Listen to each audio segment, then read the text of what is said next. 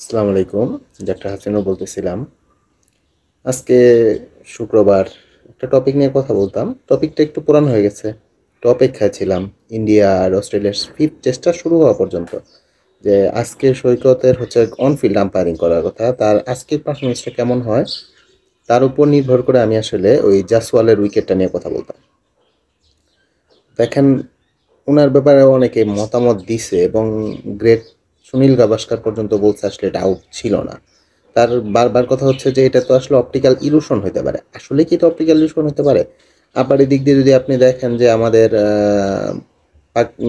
অস্ট্রেলিয়ার Ricky Ponting বলেন বা সাইমন টফুল যে আম্পায়ার ছিল, আসলে আম্পায়ারদের জগতে আমি মনে করি he was the best and he will be the best.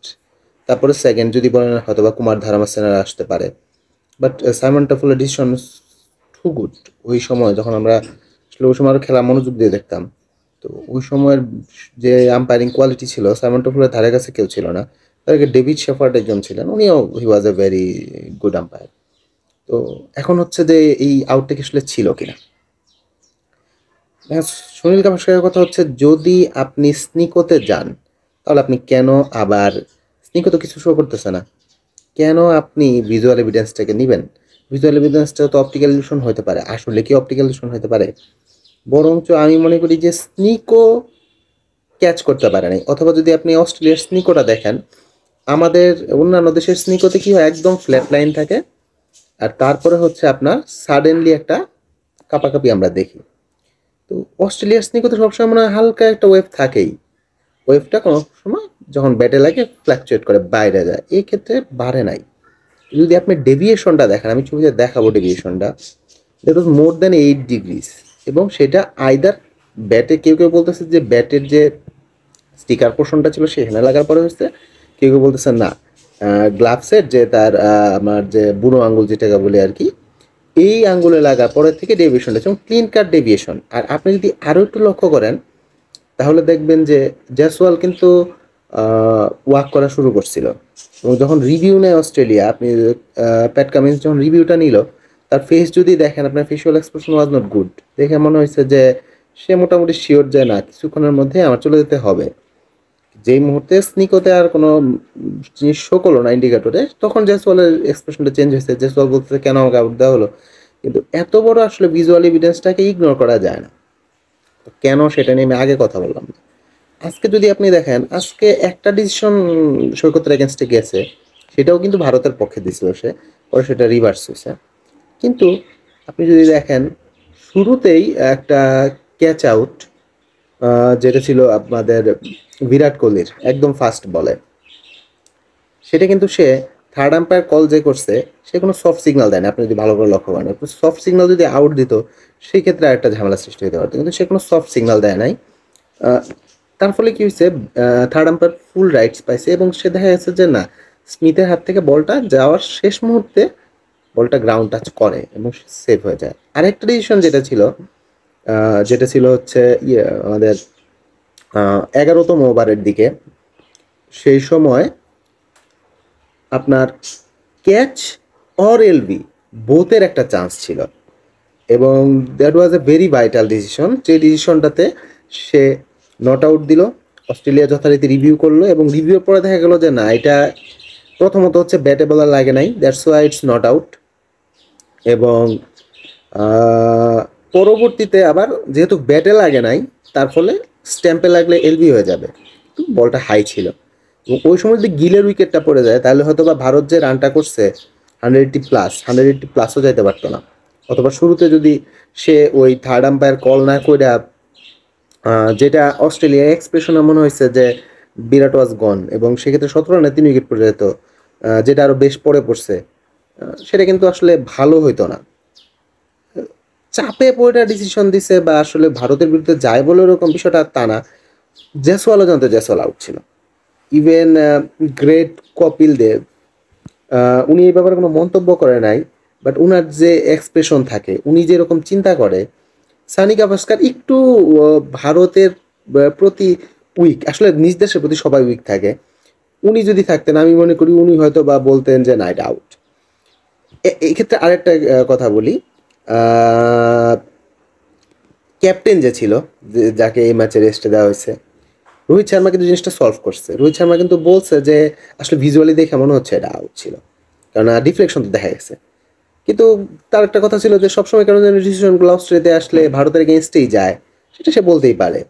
কিন্তু এটা সে ওরকম গো ধরে বাড়ায় না যে না আসলে আমরা একটা ব্যাড ডিসিশন পাইছি, কেননা এটা অন্ধও বুঝবে যে এটা আউট ছিল। এতটাই ক্লিন কার্ড আউট ছিল জাসওয়ালেরটা। আগে না বলার কারণ আজকে তার আমি ভাবলাম যে সৈকত হয়তো একটা প্রেশারে থাকতে পারে, বাট হি কোপ ভেরি ওয়েল। এবং এক্ষেত্রে আমি মনে করি বিসিবি একটা ধন্যবাদ পাওয়ার যোগ্য, কেননা বিসিবি সৈকতকে কিন্তু ভালো নারিশ করছে, লং টার্ম ধরে নারিশ করতেছে। এবং ধীরে ধীরে সৈকত যে শুরুতে ইনিশিয়ালি কিছু ভুল ডিসিশন দিত না তা না, সৈকতের এবং ওয়াইডের কিছু ডিসিশন থাকতো, সেগুলোর থেকেও দেখা যাচ্ছে যে এখন সৈকত তুলনামূলকভাবে বেটার ডিসিশন দেয়। এবং এখন কিন্তু আমি মনে করি যে he is one of the best umpire. বর্তমান যে প্যানেল আছে, এলিট প্যানেলে যদি বলি, he is one of the best. এবং এই গতি যদি সে ধরে রাখতে পারে 2027-এর ওয়ার্ল্ড কাপের ফাইনালে যে সে আম্পায়ারিং করবে না, এটা আমি বিশ্বাস করি না। আমার মনে হয় হি ডিজার্ভস দ্যাট স্পট। আর সুনীল গাভাস্কারের ব্যাপারে বললে, আই রেসপেক্ট হিম আ লট। আমি সুনীল গাভাস্কারকে খুব বেশি রেসপেক্ট করি। আমি মনে করি যে even he is better then Tendulkar. He was better দেন টেন্ডুলকার, যদিও সে প্রায় 35 বছর আগে রিটায়ারমেন্টে গেছে। কেন বেটার দেন টেন্ডুলকার সেটা একটু বলে নিই, নাহলে আবার অনেকে ভাববেন যে আমি সুনীল গাভাস্কারের এগেনস্টে যাচ্ছি বা এরকম না। বিষয়টা তা না, উনি আসলে আউট অফ সেন্টিমেন্ট। কেন এই আউট অফ সেন্টিমেন্ট আসছে? কারণ হচ্ছে ওই সময় প্রায় 20 ওভারের উপরে বাকি ছিল। জয়সওয়াল ওয়াজ দ্য ব্যাটসম্যান যার প্রয়োজন ছিল ওই সময় মাঠে থাকা। যদি জয়সওয়াল থাকতো তাইলে হয়তো বা ম্যাচটা ড্র করে ফেলতো। বর্ডার গাভাস্কার সিরিজ, তার নামেই সিরিজ, ড্র করে ফেললে 1-1 থাকতো। সেক্ষেত্রে হয়তো বা যদি লাস্ট ম্যাচটা জিততো তাহলে বর্ডার গাভাস্কার সিরিজটা অস্ট্রেলিয়ার মাঠে থাইকাও ইন্ডিয়া রিগেইন করতে পারতো। কিন্তু এখন তো 2-1 হয়ে আছে। এখন তো আইদার সর্বোচ্চ যেটা করতে পারবে ভারত ড্র। এবং ভারতের আর কেন জানি কোডটা ওইভাবে ক্লিক করতেছে না। যারা যারা মেইন প্লেয়ার তারা কিন্তু ওইভাবে ফর্মে নাই, দ্যাটস ওয়াই ভারতের জন্য রিগেইন করাও টাফ। তো সেই জন্য সে হয়তো সেন্টিমেন্টাল হয়ে বলছে। কেন এখন বলতে পারেন যে আপনি কেন মনে করেন যে আমি সুনীল গাভাস্কারকে কেন আসলে ওয়ান অফ দ্য না দ্য গ্রেটেস্ট মনে করি ভারতের। আই রেসপেক্ট হিম মোর দেন টেন্ডুলকার। কারণ হচ্ছে দেখেন, উনি যে সময় খেলছে 1975, 79 দুইটারই টার্মে চ্যাম্পিয়ন ছিল ওয়েস্ট ইন্ডিজ। ওয়েস্ট ইন্ডিজের ফাস্ট বোলিং ওই সময় ছিল দুর্দান্ত। এবং ওয়েস্ট ইন্ডিজের আরেকটা গুরুত্বপূর্ণ ফিচার যেটা ছিল, তো যেটা বলতেছিলাম আর কি, 1975, 79 ওই সময় ওয়েস্ট ইন্ডিজের বোলিং ছিল মারাত্মক।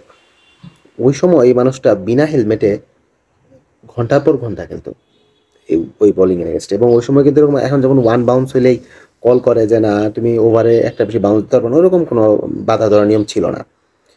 উনাকে একটা হেল্প করছিল, যেটা করছিল হচ্ছে আপনার আরেকজন গ্রেট, উনি পাকিস্তানের গ্রেট, সাবেক প্রধানমন্ত্রী পাকিস্তান ইমরান খান আর কি বলছিল একসময় যে সানি ভাই আপনি হেলমেট ইউজ করেন, নাহলে আপনার মাথায় আঘাত পাবেন। ফিল হিউজ দেখেন, হেলমেট পরার পরেও জাস্ট ব্যাকে স্ট্রিপ ইউজ করে নাই, আনফর্চুনেটলি একটা ইনজুরি হয়ে কিন্তু সে দুনিয়া থেকে চলে গেছে। ওই সময় ওরকম বোলারদের এগেনস্টে উইদাউট হেলমেট খেলা, শেষের দিকে সে ওই যে একটা সাদা হেলমেট ইউজ করতো যেটা শুধু হেডে প্রোটেকশন দিত, একটু কানে প্রোটেকশন দিত।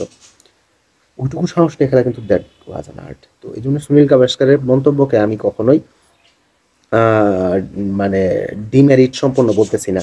এটা আবেগ থেকে বলা, নিজের দেশের প্রতি আবেগ থাকা খুবই যৌক্তিক। কিন্তু আসলে এটা আউট ছিল জাসওয়ালের। আর ওই সময় না বলার কারণ হচ্ছে যে সৈকতে একটু গ্রাউন্ডে আমি দেখতে যাচ্ছিলাম, দেখলাম আজকে যথেষ্ট ভালো আম্পায়ারিং করছে, যথেষ্ট ম্যাচিউর আম্পায়ারিং করছে। অ্যান্ড এটা বাংলাদেশের জন্য একটা রেসপেক্টেড থিং যে বাংলাদেশের একজন আম্পায়ার এরকম একটা ম্যাচে আম্পায়ারিংয়ের দায়িত্ব পায়। এটা খুবই প্রশংসার দাবিদার আমাদের দেশের জন্য। আমি এনামুল হক মনি আমাদের আসলে প্রথম আম্পায়ার যে এইরকম ভাবে দেখা গেছে যে বিদেশেও আম্পায়ারিং শুরু করছিল। তো আশা রাখি আরও বাংলাদেশ থেকে এরকম ভালো ভালো আম্পায়ার তৈরি হবে, আর বাংলাদেশের ক্রিকেটও আগে যাবে, এটা আমি আশা রাখি। ধন্যবাদ সবাইকে।